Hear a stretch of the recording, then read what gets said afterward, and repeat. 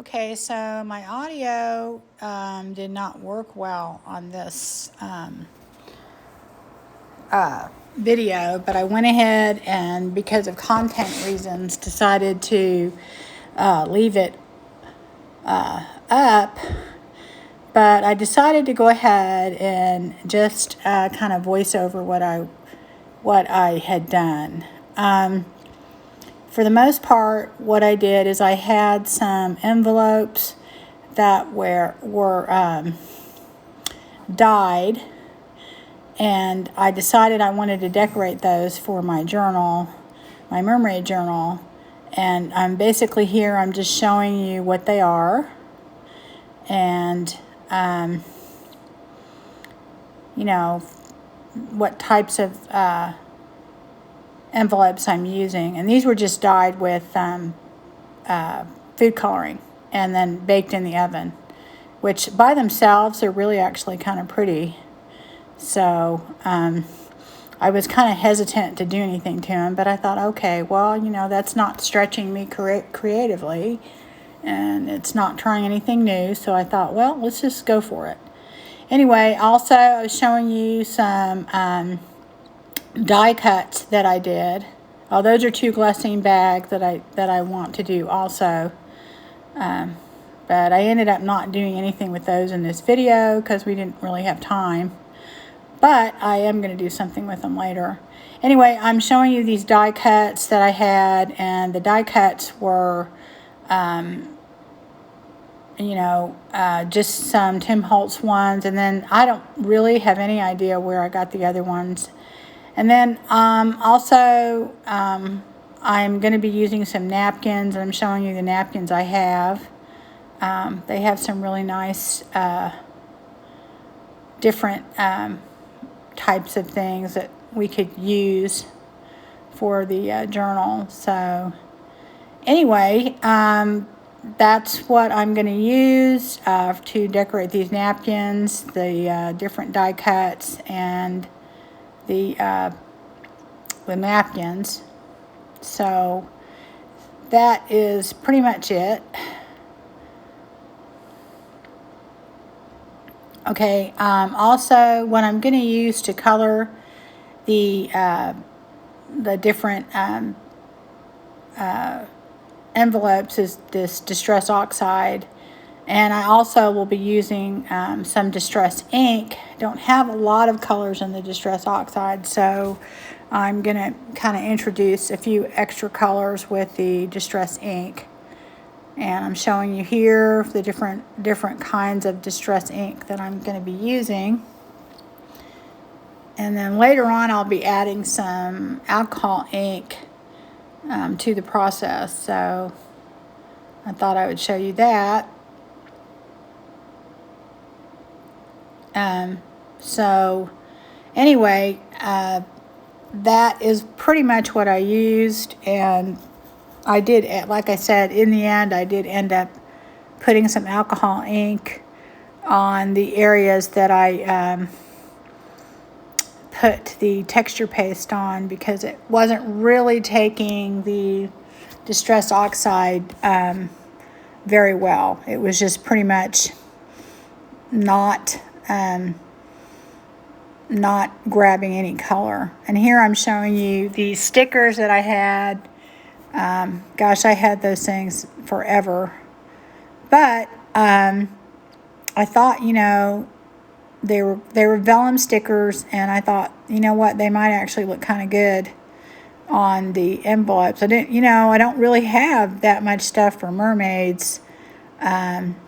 I guess I could add more since I'm doing, 3 other journals, but that's pretty much all I had. I had some kind of juvenile looking stickers that I really didn't want to. This is colorful, but I'm trying not to make the journal very juvenile type thing. I am doing a little golden book one also, and I can do that more in that one. But this one I'm just trying to keep it colorful, but yet tamp down the juvenile in it. So anyway, so those are the stickers that I'm going to use for the envelopes, And I think they'll be really pretty on there because it is going to be using our colors that I've been using in the journal. Okay, so here I'm showing you the different die cuts that I used. I didn't use the jar, but I definitely used almost all of the die cuts. And the die cuts are all different sizes of basically just kind of plants. And I kind of felt like, you know, they would work really well with this. I ended up not using the bigger ones because they didn't really look all that great. The smaller ones looked good, and you'll see later on in the video that the white ones that I did, that I dipped in color, turned out really, really cool. So that just opens up a whole nother can of worms. But if you think about all of your different tags and things like that you could possibly make with those, because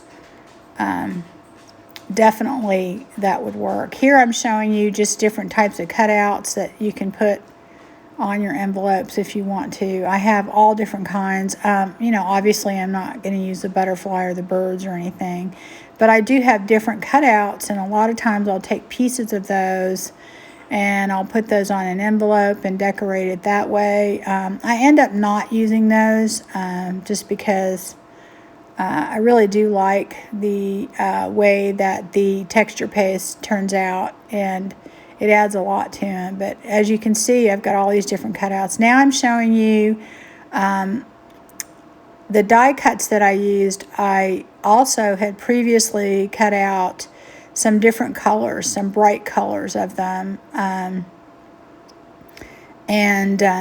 I've used them before in nature journals, and I've just kind of inked them up. But on this, I thought I might add in a few of the solid colors along with the varied colors that I have in the white, because I thought side by side they would look really good together. And also in this little box I have all these little flower pieces and things.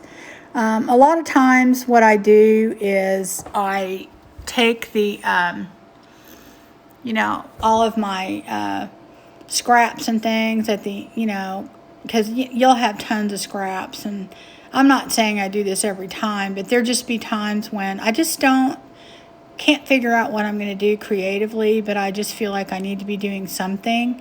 And one of the great things that you can do is you can always just sit and cut out all of your little scraps with your die cuts and have a stash.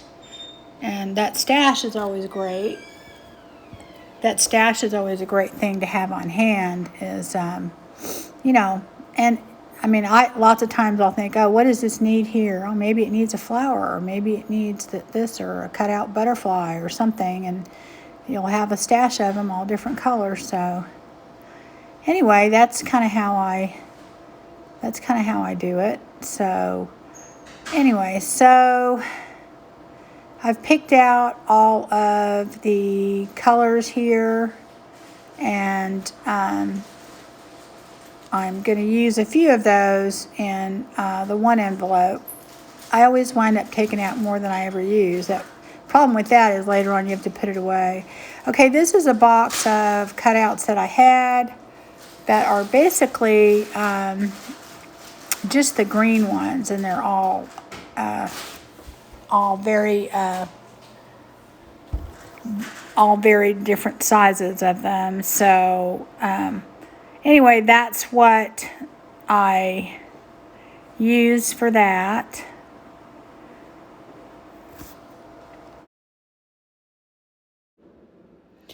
Okay, so now what I'm doing is I'm just kind of getting everything ready to go. Talking a little bit about my my little whatever you call that thing from We Are Memory Keepers. It's just a little die cut machine. And if any of you are on the fence about getting a die cut machine because of the expense, you can buy this for like about $25. I got it through Tuesday morning, but they're out there, and there's other brands too that are kind of inexpensive. Now, granted, you can't do large die cuts, and you can't do other things that like embossing folders and things like that with it. But for a lot of the purposes, if you're just doing junk journaling, those work great, and they're really good to take with you if you're going to go somewhere. So it's a worthwhile investment for that. I have an Empress that I use, and when you see all those die cuts and those boxes of them, that's why, because I can run it through electronically. But I actually use that little thing way more than you would think. Okay, so anyway, here I'm just getting ready to show you what I'm going to use on this envelope finally. I'm sure there's probably some other little chit chat in there, but I have no idea what I said. So anyway, this is what I'm using. This is a texture paste, and I didn't show that very well. But anyway, it is a texture paste, and then I'm using some gesso, which I end up not using the gesso because the texture paste, it was supposed to be, I thought, more see-through than it was, and it ended up being kind of white, so there was no point. This is the Liquid Text matte medium, and that's what I'm using to adhere the napkins down later. So just kind of showing you what I'm using. Anyway, here we go. Here's a better. That is the Ranger. It's a Crackle finish texture paste. It's not regular texture paste. It's basically one that dries with the Crackle finish, which is kind of cool. I have regular texture paste that works well too, but this is basically just dries, with the Crackle, which is kind of neat if you like that kind of old vintage look to it. It does have almost like a plasticky vinyl type finish to it. I mean, it's kind of like a plaster, but yet it's a little less crumbly or whatever when it's done. It has almost like a plastic type finish to it. So that's why it did not take the Distress Oxide ink later like I thought it would. But it did, the alcohol ink did stick to it and my hands. You'll see that later. Anyway, guys, so we shall see how that turns out. I'll show you. So let me see what we're doing next. Okay, so yeah, I got out a stencil, and this is the Mermaid scales, or fish scales or whatever. And I'm going to use this texture paste, which I've never used before, so this should be interesting here. I actually really liked how it turned out, but it was kind of fun. And a lot of times when I do these videos, I'm doing stuff for the first time, and you're along with me. So anyway, I'm just brushing it on lightly here. I'm not putting a lot on. And I'm just kind of dabbing it. I would imagine, you could use a stencil brush or something, but I'm kind of putting it on random because I don't want it all over. I just want it in certain spots, and that worked really well. And later on, I'm going to use a spatula and put it in and kind of like spackle it in. And so I do it both ways. I do it light, and then I do it kind of in a heavier way. And to me, they both had their pluses. The more you put on, the more, crackle you're going to get. And that's, I ended up, honestly, in the end, I think I liked it a little bit lighter. But I could certainly see different applications and why you would want it on heavier. So, and like I said, I end up not using the gesso because even though this is supposed to dry kind of I guess, see-through or whatever. It really did have a little bit of a white look to it later, and so I just kind of left it instead of putting some gesso on the different envelopes, which I normally would do. And I mean, you still could have when you're done. I think one of them ends up turning out kind of dark, and that's mainly because I put so much Distress Oxide and alcohol ink, and then later on I sprayed spray over it, and they all kind of mixed together and made it darker. But I think it's, it's salvageable. It probably didn't turn out the way I wanted, but it's just, like I said, it's an experiment and it's a learning process. So, all right, so now I'm going to take another one and do a different stencil. And this is an old stencil that it's very worn out, but I thought it kind of looked like it maybe had like would look like waves. That was what I was kind of going for. But you'll see, apparently I did not clean this stencil very well, so, and it does leave behind some residue, which that's okay, because honestly I'm putting so many different colors on this later, you won't even notice it, which I know is what's gonna happen. So anyway, so I do that, and I do need to get some more stencils because I have a few, and I have some Tim Holtz ones I like, but I really have ended up using my stencils way more in junk journaling than I ever did any other time. That's a great thing I love about junk journaling, folks, is it, all that stuff you bought that you hardly ever use, well, use it. Just get it out and use it. Find ways to use it. Be creative. It doesn't have to be expensive. The stuff like this texture paste and some of this other stuff, it lasts for so long. It's really worth the investment if that's what you want to do. So, okay, so anyway, here, I did that stencil, and I'm going to let it dry. And now I've got a Tim Holtz one, which worked a lot better simply because it's not old and bent. And again, I had probably Distress Oxide on this stencil from doing something else, which I probably did not clean off as good as I should have. But anyway, and some of that will come off on it, but actually I think it ends up looking kind of cool. So I'm doing the same thing with this as I did the others, and I am just kind of tapping it on. I'm actually putting it on pretty light, and honestly, in the end, I think I really ended up liking it that way better than putting it on really thick. It just had a more kind of random distressed look when you put it on lighter than when you put it on darker, or heavier. So, but both ways I think turned out pretty neat, and it was kind of a fun process.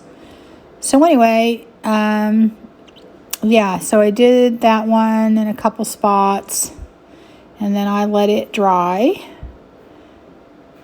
and then you'll see that, and you can see the distress ink bleeding through that went through the stencil. But like I said, it actually kind of looked cool.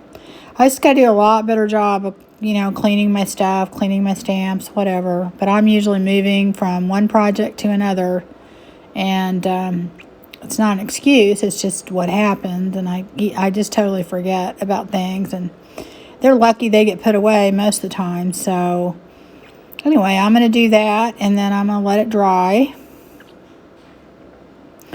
And I'm not sure. I think I do a couple more of these. But I'm telling you, this stuff, it's a great way to add texture. And if you can think about on tags and things like that, all the different things you could do with it. And what will happen is as this dries, it will crackle. And the more it dries, the more it crackles. So, which is interesting. So now I'm going to show you what they look like dried. And here they are. That's the one I lightly textured, and I end up liking that a lot. And here's another one that I lightly textured, and that looks really cool. And as you can see, it's not that opaque. It's really kind of white, so that's why I ended up not putting the gesso on. And basically, when I went to use the Distressed Oxide later on, the spackle, now see, yeah, that's the one I used, the little spatula, and so it's on a lot heavier. And the camera doesn't really pick up the crackle, so I don't really know what to say about that. But it did crackle. It's really a nice finish. But anyway, yeah, the Distress Oxide would not adhere to the texture paste, so that's where I got involved with the ink, the alcohol ink, because alcohol ink will pretty much stick to anything, which you'll see by my fingers, and I'm hoping within a day or two that eventually my fingers will stop turning blue. Okay, so now I'm taking my Distress Oxide. I think this is the pistachio or whatever, and I'm putting that down, and I'm just putting it on the mat, and then I'm taking some of the blue, I don't remember what the color was, and then a little bit of yellow. And one thing I found out about the yellow seems to go a long way. It just seems to, I guess because it's so contrasting, it showed up quite a bit on the tag. So anyway, I'm just putting the color down to add color to the envelopes, and I'm spraying some water on them because that kind of activates it. I mean, you could just press it down, but then you're going to have like square marks on everything, and you're really trying not to do that. So I'm just dipping it into the Distress Oxide that already has water on it, and I'm trying to add color to my envelopes. And it looks like a hot mess, but then you add more water on the envelope or whatever, and it just kind of disperses. The trick to doing this, I found, is to not get your colors so mixed up that it looks kind of muddy. I mean, that's the big thing. You have to be careful about some of the colors you put in there. Now, see, I'm wiping some of the yellow away because I'm finding it's picking up way too much yellow.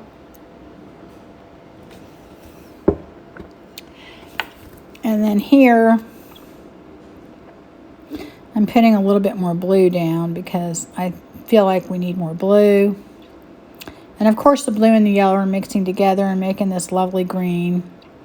So, I do need to get some more Distress Oxide. Like I said, I don't know if I said it, but I think I said it in the video that you can't hear. I have a few colors that I bought that were on sale. I wasn't really sure if I'd like it, and I really love it. I just love it, love it, love it, because even though that looks like a hot mess on that envelope, it's activated by water, so you can spray it and it mixes together, and it just really, really, it just has different properties than a lot of other inks, because a lot of other inks you're going to put down, and wherever you put it down, it stays. And this stuff kind of disperses, so it does really. Oh, there I'm showing you that the texture paste is not picking up any color at all, which is, you know, I don't really want it to be just white, which basically it is. I mean, it does have a lot of white in it, so, but I want it to pick up some color, and it's just not. And it's when I do these things, especially if I haven't tried them before, in my mind I know how I want it to be, and then it doesn't work. So then, you know, and then you have to adapt, which is kind of cool when I think when I watch a video like that, because you get to see the process and the fact that, you know, things don't work out the way you want, then you adapt, you fix, you know, you just kind of go over it. So now I'm moving on to the next one, just doing the same thing. I'm not adding nearly as much yellow. I think what am I doing? I'm doing one color at a time now, just trying that. And then I'm going to add more color to it. And definitely trying to push the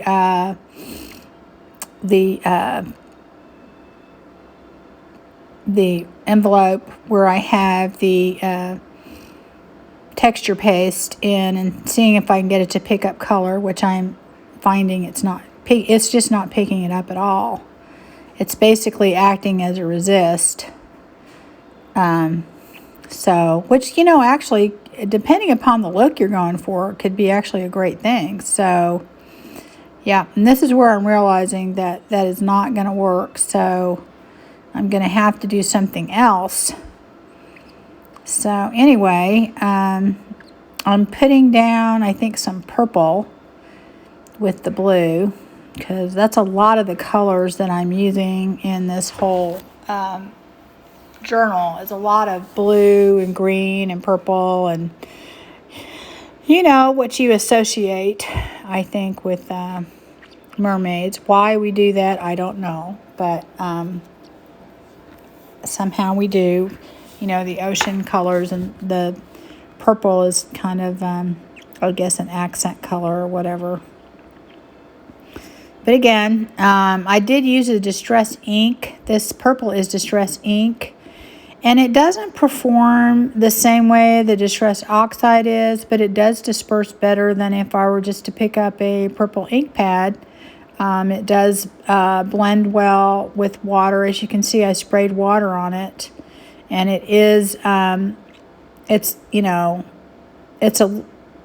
more concentrated, and it goes on. It doesn't blend as well, but it blends better than regular ink pad would. So anyway, so I'm just trying to get some purple on there, because that's really our theme.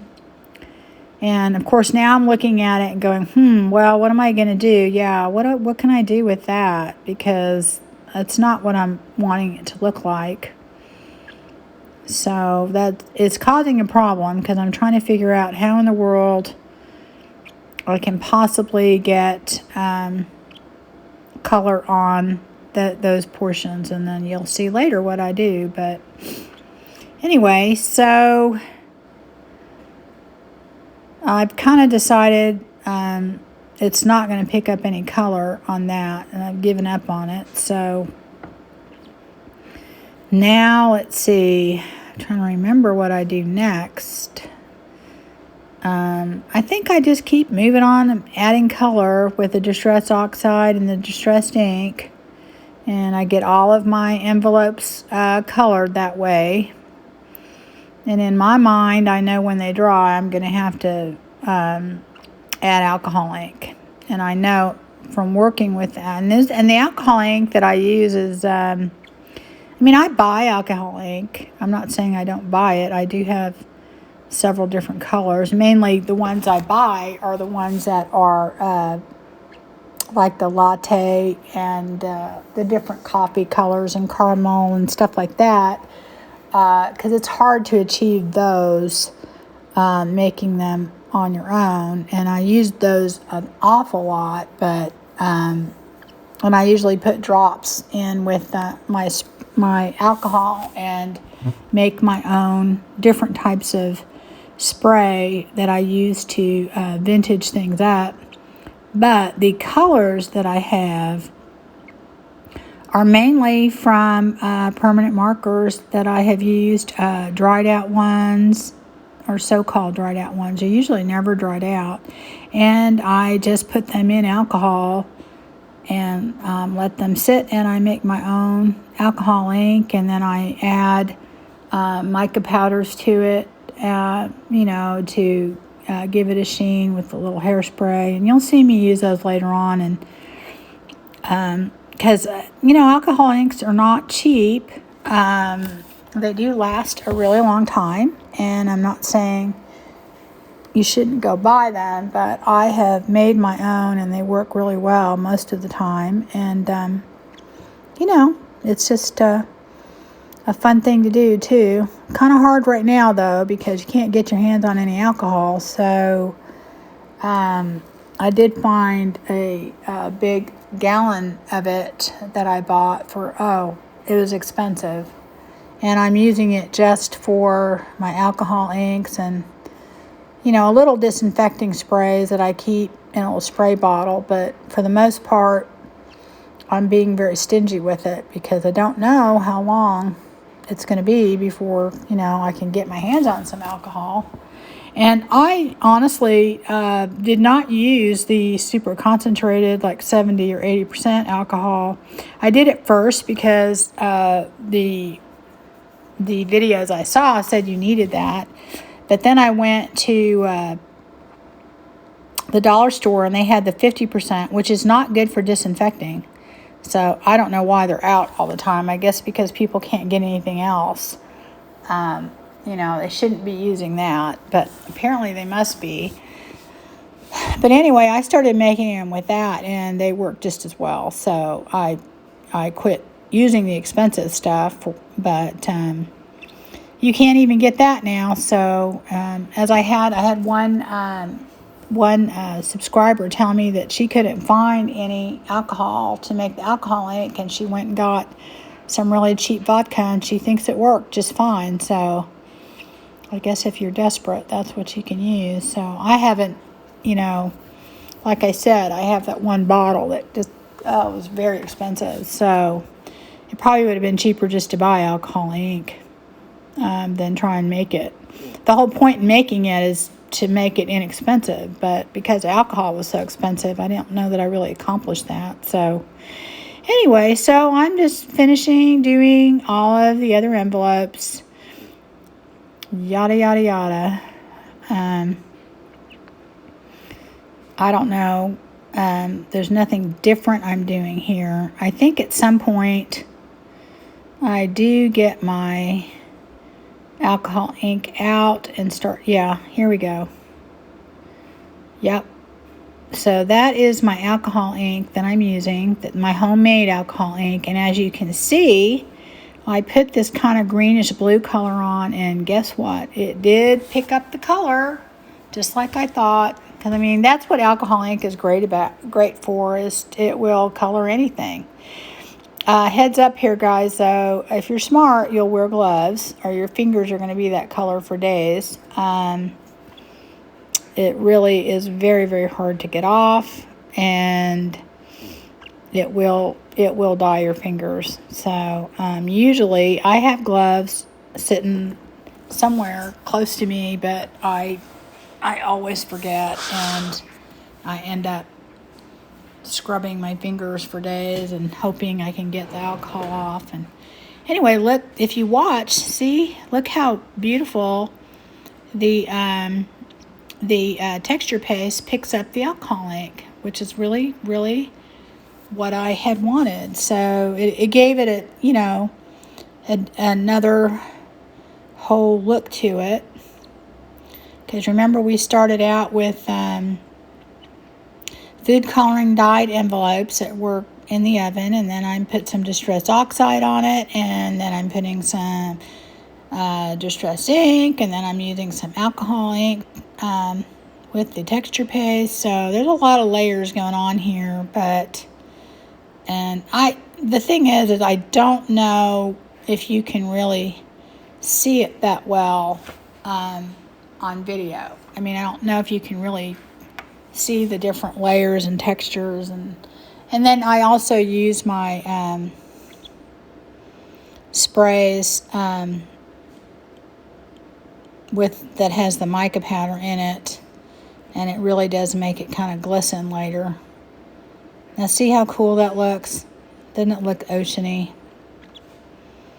So I'm honestly, you could just go nuts with adding all these different layers and all these different colors. And so the one thing you just have to be careful is that when you're layering, that you don't put colors in to where it gets kind of a muddy look. You'll know that it'll look kind of gray or brown, and that's what you're trying to avoid, that. And anyway, so that's what I'm doing now. I am going back in. These are the ones that are already been dipped in the Distress Oxide or the Distress ink, and I'm adding alcohol ink on the texture paste to because it would not. Now, you may like it the way it is. I mean, I think it looked kind of cool the way it was, too.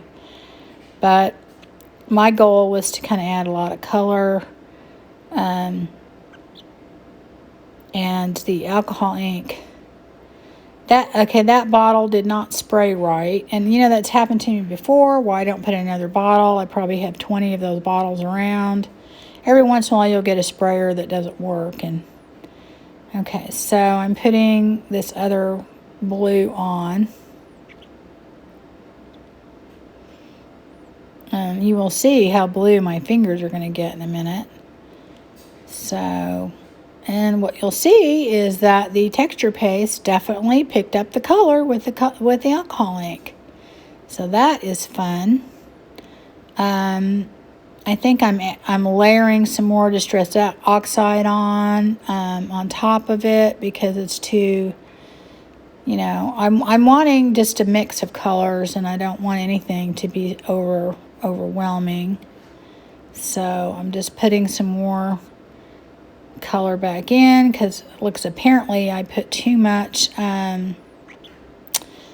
alcohol ink there, so I'm kind of going back in and adding additional color to it.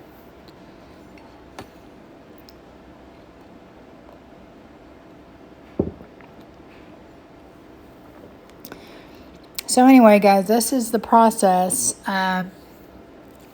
There's no right or wrong way, and in fact, I think on a couple of them that I thought were goners, I ended up just loving how they turn out in the end by trying to correct it and layering more and more. And, you know, so you really, it's a fun thing to do. And I think it gives it definitely a very different look. My envelope is going to kind of fall apart a little, but I do fix it later. I will tell you that a great way to fix that where it looks pretty seamless is to use your micropore tape, because it does pick up color really well, and you can dip some of your micropore tape in there and then later just kind of glue it on the inside of the envelope, and you'll never know. And that's how you can fix it. Or you can take part of your napkin and go ahead and just decoupage that right on the inside, and it will reinforce it. So I never worry about that as I'm doing it. Now see, doesn't that turn out really good? Because you've got the alcohol ink that's picked up the color where there is the texture paste, and you can't really tell till the end, and you really would have to see it closer, but the texture paste is picking up the color and it going in all the crackle. It's just really fun. Really fun. So as you can see, I'm adding the alcohol ink again to where I did the texture paste, because nothing else, it wouldn't stick any other way.